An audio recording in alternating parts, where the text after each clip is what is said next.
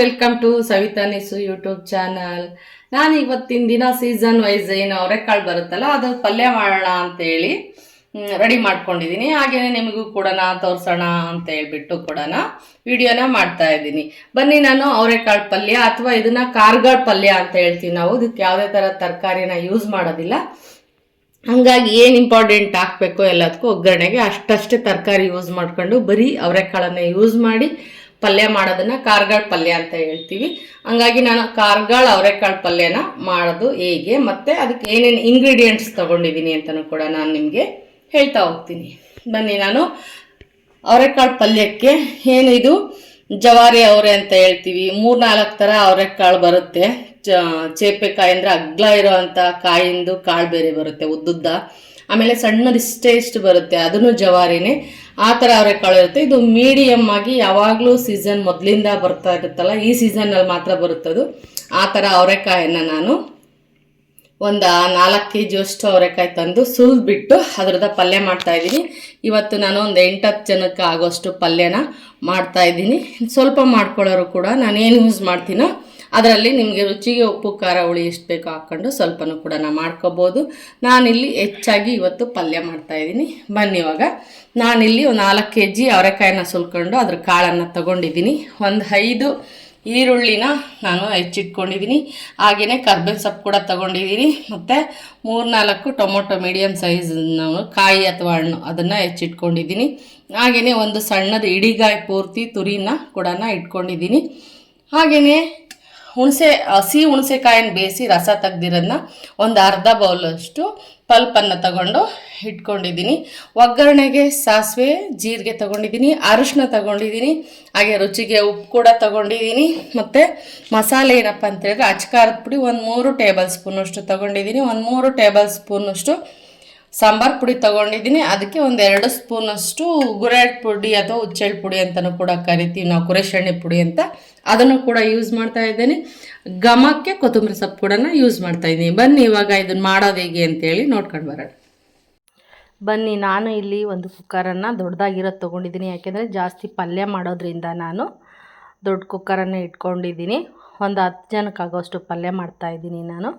ಹಾಗಾಗಿ ದೊಡ್ಡದಾದಂಥ ಒಂದು ಸ್ಟೀಲ್ ಕುಕ್ಕರಲ್ಲಿ ಅಲ್ಲಿ ಒಂದು 8-10 ಸ್ಪೂನಷ್ಟು ಎಣ್ಣೆನ ಯೂಸ್ ಮಾಡ್ತಾಯಿದ್ದೀನಿ ನಾನು. ಹಾಗೆಯೇ ಎಣ್ಣೆ ಸ್ವಲ್ಪ ಕಾಯಲಿ ಚೆನ್ನಾಗಿ. ಕಾದ ನಂತರ ನಾವು 1 ಟೇಬಲ್ ಸ್ಪೂನು ಸಾಸಿವೆ ಹಾಕೋಣ. ಹಾಗೆ 1 ಟೇಬಲ್ ಸ್ಪೂನಷ್ಟು ಜೀರಿಗೆನೂ ಕೂಡ ಇದಕ್ಕೆ ಸೇರಿಸೋಣ. ಸ್ವಲ್ಪ ಇದು ಚಟಪಟ ಅಂಥೇಳಿ ಸಿಡಿಲಿ. ಆಗ ನಾವು ಸ್ವಲ್ಪ ಒಗ್ಗರಣೆಗೆ ಕರ್ಬೇವಿನ ಸೊಪ್ಪು ಹಾಕ್ಬಿಟ್ಟು ಏನು ಸಣ್ಣಕ್ಕೆಲ್ಲ ಹೆಚ್ಚು ಇಟ್ಕೊಂಡಿದ್ನಲ್ವ ಒಂದು 4 ಈರುಳ್ಳಿಯನ್ನು ಅದನ್ನು ಕೂಡ ಇದಕ್ಕೆ ಸೇರಿಸ್ತಾ ಇದ್ದೀನಿ. ಸ್ವಲ್ಪ ಗೋಲ್ಡನ್ ಬ್ರೌನ್ ಕಲರ್ ಬರಲಿ ಅಷ್ಟು ಫ್ರೈ ಮಾಡ್ಕೊಳ್ಳೋಣ ಈರುಳ್ಳಿಯನ್ನು. ಇದು ಫ್ರೈ ಆದ ನಂತರ ಏನು ನಾನು ಟೊಮೆಟೊ ಕಾಯಿ ಅಥವಾ ಹಣ್ಣು ಒಂದು 2 ಹೆಚ್ಕೊಂಡಿದ್ದೆ. ಹಣ್ಣಾದರೂ ಹಾಕ್ಬೋದು ಅಥವಾ ಕಾಯಿನಾದ್ರೂ ಯೂಸ್ ಮಾಡ್ಬೋದು. ನಾನಿಲ್ಲಿ ಒಂದು 4 ಟೊಮೆಟೊನ ಹೆಚ್ಕೊಂಡಿದ್ನಲ್ವ ಅದನ್ನು ಕೂಡ ಇದಕ್ಕೆ ಸೇರಿಸ್ತಾ ಇದ್ದೀನಿ. ಸ್ವಲ್ಪ ಚೆನ್ನಾಗಿ ಇದನ್ನು ಫ್ರೈ ಮಾಡ್ಕೊಳ್ಳೋಣ. ಫಸ್ಟೇ ಚೆನ್ನಾಗಿದು ಫ್ರೈ ಆದ ನಂತರ ನಾವು ಏನು ಅವರೆಕಾಳನ್ನೆಲ್ಲ ತೊಗೊಂಡು ಎಲ್ಲ ಸುಲಿದ್ಬಿಟ್ಟು ಅದನ್ನು ಕ್ಲೀನಾಗಿ ತೊಳೆದು ಎಲ್ಲ ನೀರನ್ನು ಬಸ್ದು ಇಟ್ಟಿದ್ನಲ್ವ, ಆ ಅವರೆಕಾಳನ್ನು ನಾನು ಇದಕ್ಕೆ ನಿಧಾನವಾಗಿ ಎಲ್ಲನ ಒಂದು ಸರ್ತಿ ಫ್ರೈ ಆದ ನಂತರ ಹಾಕಬೇಕು. ಇವಾಗ ಏನು ಅವರೆಕಾಳು ತೊಗೊಂಡಿದ್ನ ಅದನ್ನು ಕೂಡ ಇದಕ್ಕೆ ಸೇರಿಸ್ತಾ ಇದ್ದೀನಿ. ಸ್ವಲ್ಪ ಸ್ವಲ್ಪನೇ ಹಾಕ್ತಾಯಿದ್ದೀನಿ, ಭಾಳ ಇರೋದ್ರಿಂದ ಒಂದೇ ಸಾರಿ ಹಾಕೋಂಗಿಲ್ಲ. ಹಾಗಾಗಿ ನಿಧಾನವಾಗಿ ಸ್ವಲ್ಪ ಸ್ವಲ್ಪನೇ ಇವಾಗ ಇದಕ್ಕೆ ಸೇರಿಸ್ತಾ ಹೋಗ್ತೀನಿ.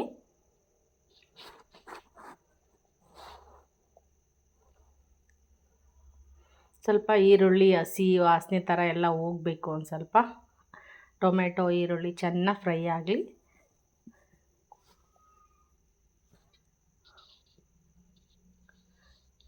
ಇವಾಗ ಸ್ವಲ್ಪ ಸ್ವಲ್ಪನೇ ಅವರೆಕಾಳನ್ನು ಹಾಕ್ತೀನಿ ಅಷ್ಟನ್ನು ಕೂಡ. ಈ ಅವರೆಕಾಳು ಈ ಸೀಸನ್ನಲ್ಲಿ ನಾವು ತಿನ್ನೋದ್ರಿಂದ ವಿಟಮಿನ್ ಇ ಅಂಶ ನಮಗೆ ಸಿಗತ್ತೆ.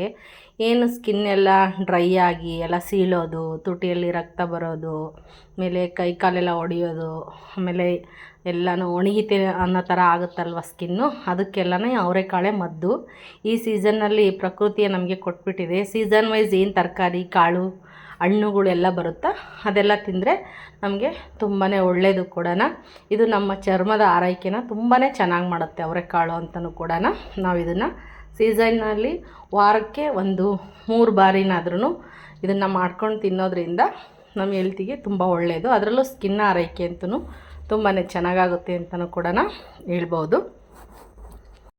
ಹಾಗೆಯೇ ನಾವು ಎಲ್ಲ ಅವರೆಕಾಳನ್ನು ಕೂಡ ಇದಕ್ಕೆ ಹಾಕ್ಬಿಟ್ಟು ಒಂದು ಸರಿ ಎಲ್ಲ ಒಗ್ಗರಣೆ ಎಲ್ಲನ ಮಿಕ್ಸ್ ಮಾಡಬೇಕು ಚೆನ್ನಾಗಿ, ಕೆಳಗಿಂದ ಮೇಲಕ್ಕೆಲ್ಲ ಫುಲ್ಲು ಸ್ಪ್ರೆಡ್ ಆಗೋ ಥರ ಎಲ್ಲನೂ ಕೂಡ ನೀಟಾಗೆ ಮಿಕ್ಸ್ ಮಾಡ್ಕೋಬೇಕು.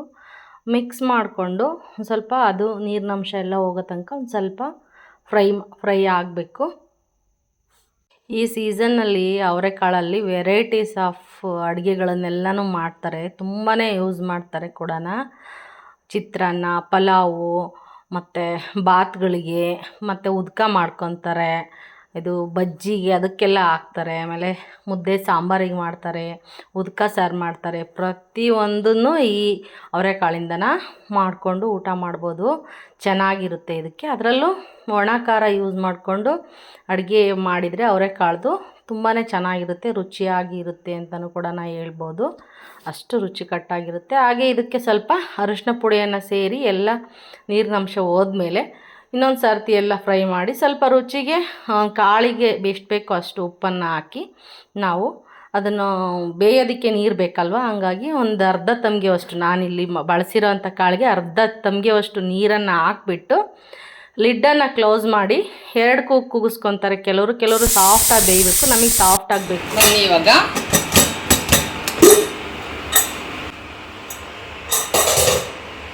ನಾನಿಲ್ಲಿ 3-4 ವಿಷಲನ್ನು ಹಾಕಿಸ್ಕೊಂಡಿದ್ದೀನಿ ನೋಡಿ. ಈ ಥರ ಬೆಂದಿದೆ. ಇಷ್ಟು ಚೆನ್ನಾಗಿ ಬೆಂದ್ರೇ ತಿನ್ನೋದಕ್ಕೆ ತುಂಬಾ ಚೆನ್ನಾಗಿರುತ್ತೆ.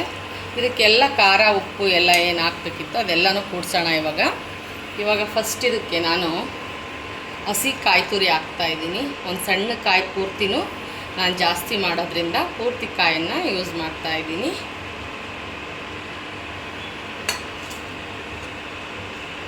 ಹಾಗೆಯೇ ಹುಣಸೆ ರಸ ತೊಗೊಂಡು ಇಟ್ಕೊಂಡಿದ್ನಲ್ಲ, ಇದು ಹಸಿ ಕಾಯಿಂದ ಹುಣಸೆ ಕಾಯಿಂದು ರಸನ ತೊಗೊಂಡಿರೋದು. ಇವಾಗ ಒಂದ್ಸರಿ ಎಲ್ಲ ಮಿಕ್ಸ್ ಮಾಡಿಬಿಟ್ಟು ಇದಕ್ಕೆ ಮಸಾಲೆಗಳೆಲ್ಲ ಹಾಕೋಣ.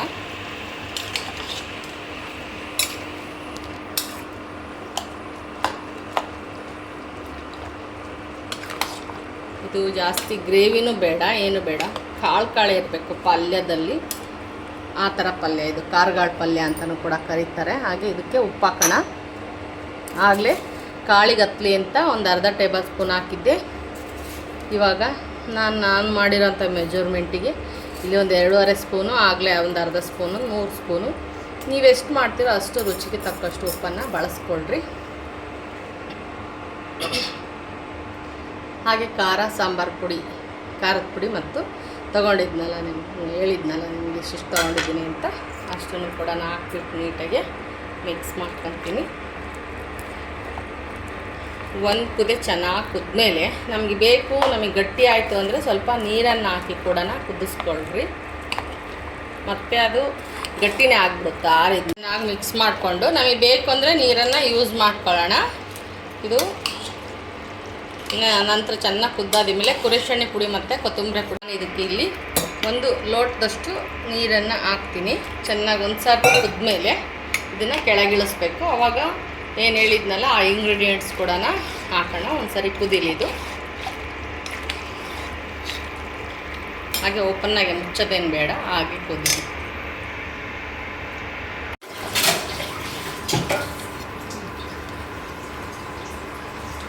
ಈ ಥರ ಕುದಿಬೇಕು.